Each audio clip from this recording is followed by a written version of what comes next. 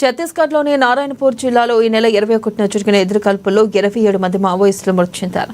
వీరిలో Maoist party కేంద్ర committee ప్రధాన కార్యదర్శి నంబాల కేశవరావు అలియాస్ బసవరాజ్, కోసి అలియాస్ ఉంగి సహా 8 మంది మృతదేహాలకు పోలీసులు సోమవారం అంత్యక్రియలు నిర్వహించారు.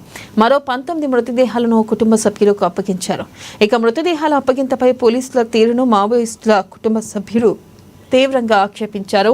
మృతదేహాల అంత్యక్రియల విషయాన్ని నారాయణపూర్ అదనపు ఎస్పీ చంద్రకర్ ధృవీకరించారు. ఈ నెల 21 నాటికి ఎదురుకాల్పుల్లో మృతి చెందిన వారిపై 3.30 కోట్ల రూపాయల రివార్డు ఉందని, 2010లో తాడ్మెట్ల, 2017లో బుర్ఖపాల్ దాడుల్లో మావోయిస్టులు దోచుకున్న ఆయుధాలను సైతం స్వాధీనం చేసుకున్నట్లుగా పోలీసులు వెల్లడించారు.